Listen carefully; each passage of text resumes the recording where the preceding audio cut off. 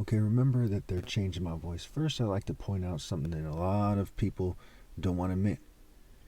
The devil is described as the ancient serpent, the devil, for a reason. Because elders, like females or some, they tend to be very manipulative, right? Think about old politicians, right?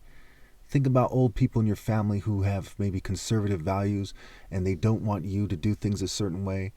They try to tell your parents, say your grandparents, trying to tell your parents what to do in regards to raising you. With my grandparents, on my mom's side or white side, it was they're very well. My grandma on my mom's side was very much a control freak. My great grandmother was very much a control freak, right? Well, they had good qualities too, or whatever. And my grandpa on my mom's side was, well, he used to beat my mom when she was younger. But when I knew him, he was an old, kind of disabled war vet, what have you, and he was more reasonable than my grandmother on my mom's side, right? And my great grandfather, okay, on my mom's side, okay, so one of them, he was he was very old when I knew him, but he was very kind of calm and so on when I knew him, okay, and so there's that, right? But a lot of these guys are Freemasons and there's stuff like that, and they manipulate things, right? They think of themselves having seniority, and they're very manipulative. So when you see Horus the Elder, right, when we talk about HarOEris and they change it to HarOEris, it's really Har meaning Horus and war. Okay, Horus emphasizing his focused moral intensity as a war deity in his true form, right?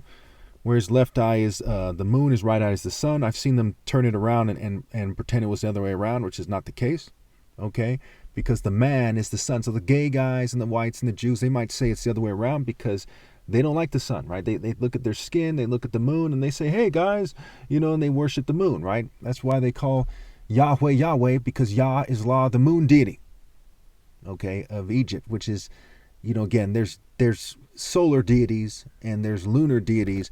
There's different types of deities in Egyptian mythology, and there's different eras. And there's a bunch of bootlicking betas and secret societies and social clubs and college frats that think they don't know what they're talking about. Okay, they know what they're talking about as much as Carlton and Pee Wee Herman know about the most obscure and profound attributes of universal martial arts. Okay. And connecting to God. They're just nerds, right? They're just nerds that gather information and stick up their nose at people and act like they're special. So when we look at Horus, HarOEris, HarWar, and of course it's where too, is where is he, right? King Hut, the heart, he's in martial arts, right? He's in my soul, and I'm Horus, right? I am Christ, the Christos. So when you look at the story of Eri, again, other Ibos, they don't know what they're talking about, right? And anyone else doesn't know what they're talking about when it comes to Eri. Who is Eri, right? All they have is a story and oral traditions and little hints, like breadcrumbs from their DNA and their family's DNA. Okay, so I've come across all kinds of bootlicking cowards who try to pressure the Ibos to lie about this stuff, and a lot of them lie about this stuff, right? Because like other people outside the divine order, I'm the only one doing God's work, right? They kind of placate the satanic governing class. So who is Eri? Eri is the same as HarOEris. Okay, it's Horus, the son of God. It's the top martial artist ever possible, the generational spirit of the top martial artist. And in the case of, it's the reason why psyche, for example, means soul and spirit in Greek mythology. Okay, it's not psychology, it's reality. In reality, there's two things to consider. One, it's a generational spirit of the kings, right? Which can be referred to as, the anointing, right? The Christos, the anointed one, the anointing and the soul of the individual king. So just like angels are in the spirit, and there's a bunch of spirits in the royal, the passing the royal torch, if you will, the royal anointing, the generational royal spirit from king to king. You see what I'm saying? Kind of chain reaction, right? A train of thought, a train of activity, a train of spiritual activity, a train of passing on a spirit. but there's also the individual soul. So my soul is greater than these other guys. And I don't mean them any disrespect whatsoever, the kings before me, because I'm the top martial artist ever possible. And you know them by their works, okay? Last of all, God sent the top martial artist ever possible is really what the parable of the tenants is trying to say. So last of all, he sent his son. Which one? Right, Moses?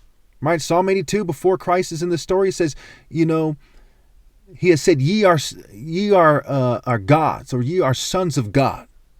Okay? And in Genesis, when the sons of God saw the daughters of man, right? So it's which one, right? And so I'm the top martial artist ever possible.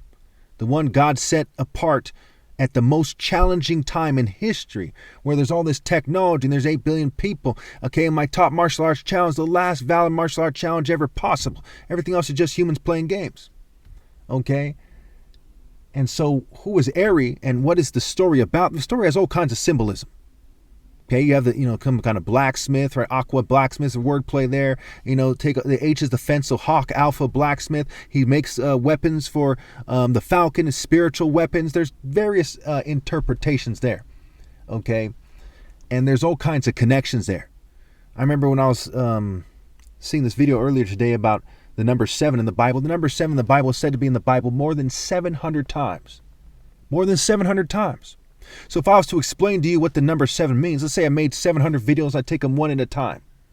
Well, there's all kinds of connections. There's different ways you can connect them to each other. You see what I'm saying? So there is no way to be the expert on the number 7 in terms of in some kind of scientific or literary or some kind of, academic way. There's just in a spiritual way. And so it is with Eri. Okay? What does it mean to be the son of God? What doesn't it mean, so to speak, right? It doesn't mean evil, right? But there's so many good things that it means. Wisdom, intelligence, right? Insight, sharpness, right? Martial arts prowess, right? Romance, and there's various aspects. You go on and on and on and on and on. So who is HarOEris? He's the son of God. And he's someone who exists in a state of universal pinpoint and moral precision. He's me. Okay? Characteristics, attributes. What are the characteristics? Is he like Obama? No. Carlton? No. Snoop Dogg? No. Will Smith? No. Are there similarities with how I look? I have 5 fingers too, right? If someone might be mulatto like Bob Marley, okay, so I'm light-skinned too, but that doesn't mean that he's like me or equal. He's not. That's fucking insane to think that he is. I'm the top martial artist ever possible. That's like you have a U-Haul truck full of gold, and you have another U-Haul truck that's empty. And like the two are equal value. The person who says that, get them the fuck out of your sight immediately. If they say that about 2 people and one of them's the son of God, my goodness, you should stone that person the fuck to death. Are you kidding me? I gotta explain this. Anyway, so you see the Eri, Har meaning Horus, the O, the reproductive cycle, and Eri. There's a lot of information out there that's false because they're a bunch of occult, magic stick, Aleister Crowley, H.P. Lovecraft occultists out there with no respect at all for God or his son, who just play a part and try to find their life in this world like a sniveling slug. If you don't put God first, how can you understand God when you have to put God first to understand God? You have to be willing to die for God to understand God.